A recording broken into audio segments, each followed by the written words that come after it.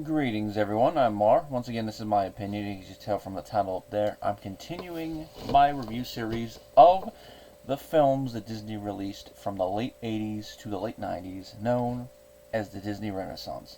We're over the halfway point. This, of course, is the film from 1996, and this is another one of the films I did see in theaters, and I've loved it ever since. And as of right now, it's ranking right about number 2, really fighting for the number 1 spot with Beauty and the Beast. And of course, this is directed by the same two people that did Beauty and the Beast, Kirk Wise and Gary Truesdale. This, of course, is The Hunchback of Notre Dame, based on the famous French novel, usually given the same name. It was made for $70 million. It made $325.3 million. So, a hit. Not as big of a hit as The Lion King, which is going to be a little thing we're going to be seeing off and on, is that these last couple films are going to be hits, but just not to the same degree overall, even not counting for inflation, which I think is a shame, because I think some of these films should have made more money than The Lion King, but that's just how the cookie crumbles sometimes. It's the one that makes the money and the rest of them. Success is just not to the same degree.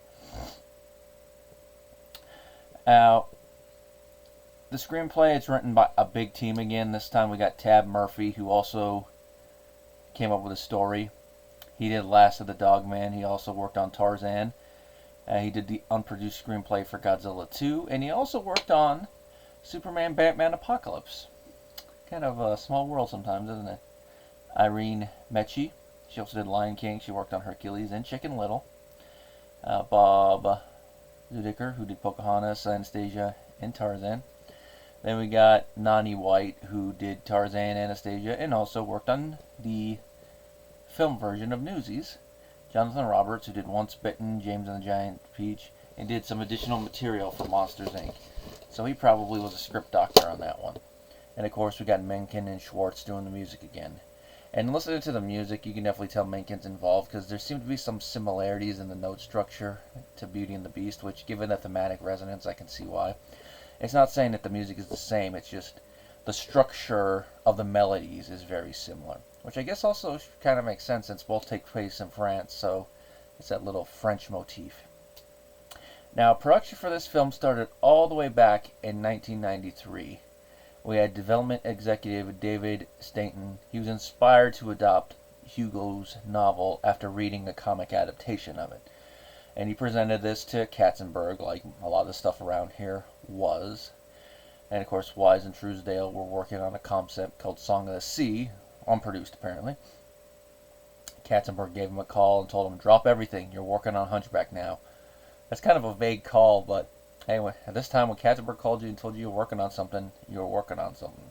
And of course, it's it. I got to bring up that about the time the film came out was about the time Katzenberg exited from the company. So, and along the course of the next couple films, we're going to see his name drop from it, other than like early production stuff like this. And according to Wise, they believed that the film had a great deal of potential, had great memorable characters, a real terrific setting, and the potential for fantastic visuals and a lot of emotion. And if you've seen the film, you'll see how correct he was. Production officially began in the summer of '93, and by October, Wise, art director David Goetz, Roy Connolly, Menken and Schwartz, and others had took a 10-day trip to Paris, and there they were devoted to Notre Dame itself, where they did photos, sketches, including passageways, stairways, towers, and a hidden room.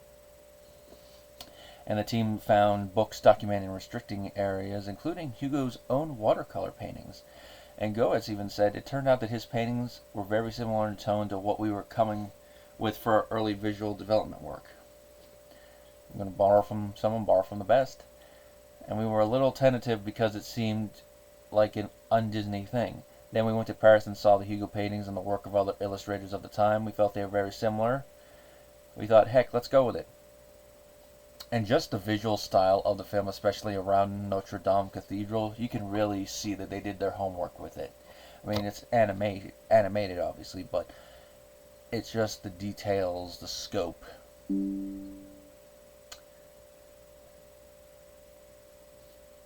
Now, while they were making the film, they made Quasimodo a central focus early in the film. And originally he had a Cyrano role between the two lovers, Esmeralda and Captain Phoebus, but this was discarded. And I'm gonna have to say I'm actually kind of glad that it was, because I remember as a kid being a little disappointed that Quasimodo didn't get the girl, but watching this now as an adult, I have to say that kind of works better for the plot, because he definitely works more like a friend to Esmeralda in the final plot. So, yeah, it definitely is something that works better. It's one of those things that you understand why it works better as you get older. And this is what Kirk Wise had to say about it. We knew it would be a challenge to stay true to material while still giving it the requisite amount of fantasy and fun most people would expect from a Disney animated feature. We were not going to end it the way the book ended, with everybody dead. Although that would have been daring on their part to say. Disney requested Frollo be turned into a judge from an archdeacon to avoid offending religion, and producer Don Hahn stated Ralph Fiennes in Schindler's List inspired Frollo's characterization. He murders a group while lusting after a female member. And you could definitely see that. Because with Frollo, trying to overcome his earthly restrictions is a big part of his character arc. And in the book, it works a lot because he is a member of the clergy. So he's like, must avoid temptation, must avoid temptation. Oh, crap. Seductive gypsy, must avoid temptation, must avoid temptation. Oh, crap, I'm giving in to temptation. Here, he's a judge, and he's holier than thou. So he considers himself very pious, very religious. But he himself is probably the biggest hypocrite on the planet when it comes to how he actually behaves. And basing him off, of course, the one character from Schindler's List. It definitely fits. Of course, it's the kid version of that character from Schindler's List. I mean, obviously, from what we see, he does try to kill people. It's just a Disney movie, a Disney animated movie. Not a lot of it's going to be on camera. It's more implied, which works for the scene. And the closest he gets to actually killing someone on camera is when he tries to burn the house and then burn Esmeralda. And this film was produced alongside Pocahontas in The Lion King. And most animators were occupied with those two at the time. And like we've talked about the last couple films, Pocahontas was seen as the A film, Lion King as a B film, and we all know in the end how that turned out. And as a result of this, more animators were hired from Canada and the UK to join the production. And during early development, Drewsdale and Wise realized they needed crowds of people, but for the time, they wanted them to move as opposed to being traditionally drawn as painted backdrops. I.e., when you move them, be like the bare minimum movement. Or the animation quality suddenly drops. I mean, like I said, I love Beauty and the Beast, but there's a couple scenes where you can really tell that the animation quality drops compared to other parts of it. But unless you're actually actively looking for it, you're probably not going to notice it. And if you do, you don't care. Like I don't. I don't really care, but it's something you got to bring up. Now, they were called the Wildebeest Stampede from The Lion King, which utilized some early CG in there. So they landed on the idea of using CG to generate them. And for that reason, that department, headed by Kirian Joshi, created a software crowd to achieve large-scale crowd scenes. For this one is particularly the Feast of Fools sequence and, of course, the film's climax. And it works. It looks beautiful on here, and that's something that they'd be continuing to use for the next couple films, specifically in Mulan, the scene with the Hun charge down the mountain. And, of course, the cast for this film, we got Tom Hulce, who, of course, played Wolfgang Amadeus Mozart in the film Amadeus as Quasimodo. Demi Moore as Esmeralda. Kevin Kline as Captain Phoebus. We got the late, great Tony Jay as Judge Frollo. We got David Ogden Stiers as the Archdeacon. Jason Alexander, Charles Kimbrough, and the late Mary Wicks as the Gargoyles. And then Paul Candle as Clopen. Which, since I brought them up, if there's any weak link in the plot, which is why I kind of bring this down to number 2, it is the Gargoyles. I understand they're there for comic relief. I understand you can really make the argument, other than the part near the end, that they are all in Quasimodo's head. That part at the end really does kill that, and although they did change this little plot element for the stage musical. It's just, it does kind of clash a little bit with the rest of the tone. It probably would have worked better for the film if they were all in Quasimodo's head, because then it'd be like, oh, well, he's really selling it by moving these gargoyles. But then it also shows that he is so lonely up there that his imagination with them really does get away. Now, the plot of the film is it takes place in Paris around Notre Dame Cathedral. The film opens up with a flashback showing Quasimodo's origin, where he is the offspring of a Romani woman who snuck into Paris one night, and she and presumably her husband, although the film never comments on it, are attacked by Frollo and his soldiers. The male is arrested. They look to go seize the woman. She runs. She tries to get sanctuary at Notre Dame. And, of course, Frollo kills her. He kicks her, and she lands hard on the steps and presumably breaks her neck. Or you could say gets a very massive concussion that kills her. That's the closest we actually see to Frollo actually killing someone on screen. But, of course, it's still kind of you can get away with. And he's about to drown Quasimodo because he looks at him and sees how ugly he is when the Archdeacon intervenes. And he really, I don't want to say appeals, but he really plays on Frollo's religious convictions by pointing out that, hey, you can lie to yourself about this and try to justify your actions, but you can never hide what you've done from the eyes of Notre Dame and, of course, by extension, God. He doesn't say that, but that's the implication, is that he can lie to himself, but he cannot lie to the higher power. And then, of course, from this, Frollo sees like, oh, crap, I've damned myself to hell. So he asks the Archdeacon, what is my penance for this? And the Archdeacon gives him the penance of raising the boy. And Frollo accepts on the one condition that the boy be allowed to live in the church, away from prying eyes. And as Frollo says in the song, probably because the boy could be useful to him later, which is Frollo's justification for a lot of this stuff he does in this film around Quasimodo. And we jump to modern day. It is around the Festival of Fools, which is the one time out of the year where we see the Frollo will tolerate the Romani and the people doing a bunch of foolish stuff, and that's because it's a distraction, as we must always have distractions, and we must deal with this stuff. Now, Quasimodo loves watching this, but he hates the fact he's never able to go down there. And then while talking with the gargoyles, he's like, hey, just go down there one day. And of course, one day is the topic of Quasimodo's, this is who I am, this is what I want to do song that we've seen a lot of characters do in previous films. And of course, it's one of those songs that became famous on TikTok recently. One day out there. And the Hulch does a good job singing it. Kind of interesting that he goes from playing a musician to actually being one by being in a musical. Now, Quasimodo goes down there. Things seem like they're going to take a turn from the worse when people discover he actually is ugly, but Clopin, the one jester Romani, takes advantage of this. Is like, hey, we asked for the ugliest person in all of France, and here he is. And of course, they're celebrating him, but of course, the crowd quickly does turn on him. They throw stuff at him, they tie him down. And Frollo seems like he could intervene and turn things around, but a lesson needs to be learned here, as he puts it, because the whole time he actually notices Quasimodo there, he's glaring at him. And there's a fun scene where in the musical number, they got Quasimodo up on the little palanquin thing, and they got the crown on him. He sees Frollo, he's like waving at him. Frollo's like, like a we'll talk about this later thing. And this apparently is one of the famous moments in the books where he gets tied down. And Captain Phoebus, the character Klein voices, who is new in town, back from the wars to be Frollo's right-hand man, wants to intervene, but Frollo's like, nope, lesson has to be learned. Esmeralda is the one that intervenes, is basically calling everyone out on it. And of course, this is that moment where it's like, witchcraft, justice! And she gets Quasimodo out of the stuff and essentially humiliates Frollo and his guards. And of course, Captain Phoebus is like, what a woman. You could tell that he is very enamored with Esmeralda. He's like, oh, that's a woman. And of course, Frollo wants Esmeralda captured. And of course, once she gets out of there, his attention fully turns to Quasimodo, and it's like, get in there. And he does.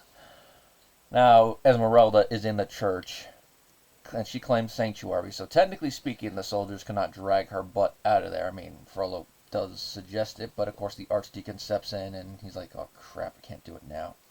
But as Frollo puts it, one step outside in your mind. And of course, Esmeralda is eventually taken out of the cathedral by Quasimodo. I mean, this is where their friendship begins and the one-sided romance thing. And it leads to probably my favorite musical number in the whole movie, which is Heaven's Light, Hellfire. Where from Quasimodo's side, he compares Esmeralda to an angel. And then we go to Frollo's side of it, where after the evening mass, he is praying to the Virgin Mary in front of a fire, mainly to be able to maintain his piety. I mean, I love the lyrics here. Beata Maria, you know I am a righteous man, of my virtue I am justly proud. And he's trying to really justify his lust for her. And I love how he's pointing out it's everyone's fault but himself, going as far as to blame the devil.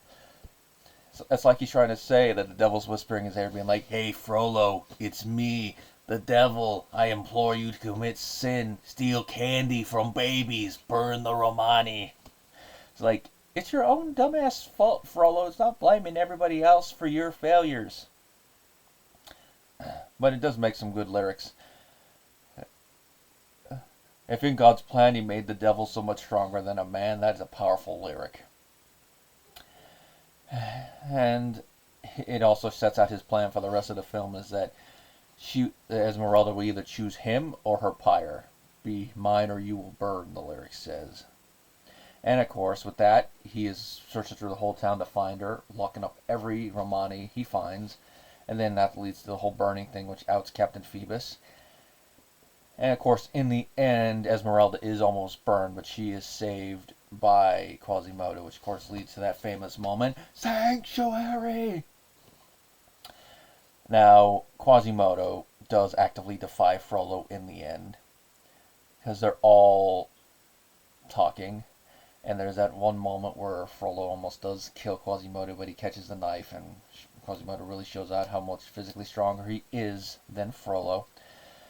And the line he says to him, and this completes his little turning arc, is like, you've always told me that the world is a dark, cruel place, but the only thing dark and cruel about it is people like you. And of course, Frollo continues the Disney tradition of villains falling to their death. And the thing I love about it is that right before he falls, he sees something very demonic. Now, whether or not he's actually seeing it or hallucinating is debatable. I like to imagine that he actually is seeing it. So basically, it's his version of, little boy, you're going to hell. And then he falls. And of course, in the end, the town does accept Quasimodo, which, perfect way to end the film. And of course, if you're going to watch the sequel, it does kind of segue a little bit into there nicely. Now, I brought up some of the musical numbers. Once again, they are top tier. I mean, it's Menken and Schwartz, so how can they not be? Of course, we got the Bells of Notre Dame, perfect opening number to do the setting, but also to explain the backstory of the characters. Out there, like I mentioned, perfect character song for Quasimodo. He does have like a brief little duet with Frollo, which nice little thing to kind of show their dynamic. Of course, we got Guy Like You, sung by the Gargoyles, which, like, their little impact in the plot I've already talked about, is probably the weak link song-wise. I mean, it's a fun little comic relief song, but compared to everything else, it doesn't really stand out as much. God Help the Outcasts, which is Esmeralda's song. That really does fit with her character and where she is in the plot. And it rightfully points out, like, I thought we all were children of God. Why is it that these people treat one group different than the others? It's a nice song, really does show off the set piece of the inside of Notre Dame Cathedral and the people in there praying, why they go in there to pray for. It's a nice little set piece song. And of course, the Festival of Fools, nice for that little one. Really allows Kendall to show off his cloak and thing. Along with the Court of Miracles, that's another good little song that helps move the plot along. I already talked about Heaven's Light and Hellfire. I think that's about all of us. And of course, the reprise of Bells at the end. Now, the thing about the romance I have to address with it, I should probably brought this up earlier, is that the main reason it really works that Phoebus is the one that ends up with Esmeralda as opposed to, say, Quasimodo, is viewpoints, and this is something that there are other people have pointed out. Like, it kind of does a little contrast with Frollo, whereas Frollo views Esmeralda as nothing but a outlook for his lust. Quasimodo views her on a pedestal, like he just compares her to an angel, whereas Phoebus sees her as a person. That's the reason their little romantic dynamic works, whereas with Quasimodo, it's just them being friends. And of course, he does end up getting someone in the sequel, so there is that. It is nice that Esmeralda does view Quasimodo as a person as opposed to a monster. That's a good thing. That definitely is an improvement over the dynamic in the book from what little I remember. I haven't read the book, but I remember reading the synopsis of it ages ago. You can definitely see what parts they took from the book and what they cut out. It would have been interesting, though, I'm just going to say this, if they had actually ended it similar to how the book ended and made it very dark. I mean, as it is, it's already the darkest of Disney's recent animated films, especially for the Renaissance, but it's one of those things where, unless you're going to say, fuck them kids, yeah, you're not going to go that dark. Now, here is what the the consensus had been. This is Rotten Tomatoes' little consensus. Disney's take on the Victor Hugo classic is dramatically uneven, but its strong visuals, dark themes, and message of tolerance make for a more sophisticated than average children's film. I'm assuming the dramatic uneven comes from the gargoyles. I really wouldn't say it offshoots it enough to make it uneven, but it definitely makes the tone shift inappropriately at times because of them. And that's what Ebert had to say. The best Disney animated feature since Beauty and the Beast, a whirling, uplifting, thrilling story with a heart-touching message that emerges from the comedy and song. I have to agree with that take a little bit more, even though you guys all know my thoughts on Ebert. Now, this is something to mention that's not surprising, is that Hellfire, some of Esmeralda's dancing scenes, the MPAA actually had to make the animators make it more obvious that her clothing is well defined, or else she seemed nude. I kind of get the point, but it's like, it's a hallucination in the fire. It doesn't really matter if we're not seeing anything. It would probably just be as tasteful as certain scenes from Digimon and Sailor Moon. But that's the MPAA for you. There's a reason my one buddy calls them the American Puto Association of Assholes. At times, because they're very inconsistent with their justifications for ratings. But not really much else to touch on in this film. Hunchback is a well-made film. The animation is excellent all around, especially the use of CG, integrating it with traditional hand-drawn. Characters are well-defined. It stays true to the look and feel of Notre Dame Cathedral, so the moments where it really has to come forward with all that drama, it makes it very powerful. The characters are well written. I mean, even the gargoyles, each of them feels like a totally different character, and the writing for them does fit, even if the comedy, as I've said a couple times, does distract. All the drama between the characters works, and it builds towards a very, very thrilling climax around Notre Dame Cathedral, where it's the people versus the government, essentially. Very timely message right now, I would say. And it definitely has a strong message of not judging people based on their appearances or based on what culture they come from. And of course, that those who do judge and attack for that, they will get their comeuppance and fall in the end. And of course, in Frollo's case, a literal fall. And it does play nicely with the themes of religion, lust, being true to yourself, friendship, and it all meshes well into a masterpiece of animation. Now, if you are a purist when it comes to adaptations and don't like the changes, you probably might not have a good time. But if you're a fan of the novel and can look at it through the lens of this is more a family version of it, and Disney made changes to it, like a lot of stories will get changes made to them, you will probably enjoy it a little bit more, especially if you look at the fact that this story has been adapted multiple times. I mean, before this, the most famous version of it is the silent version with Lon Chaney Sr. So, if you look at it as not really adapting it from that same vein, which which from what I understand focuses more on like the gothic and a little bit of the horror aspect of it.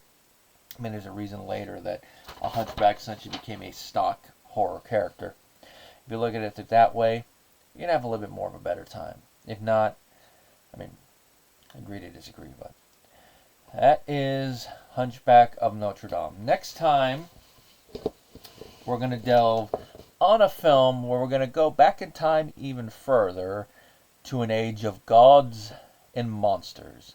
This, of course, is going to be Disney's version of Hercules. And from the source material, if they really have to tone stuff down with this film, with Greek mythology, they really have to tone stuff down. But of course, that will be next time. Till then, everybody.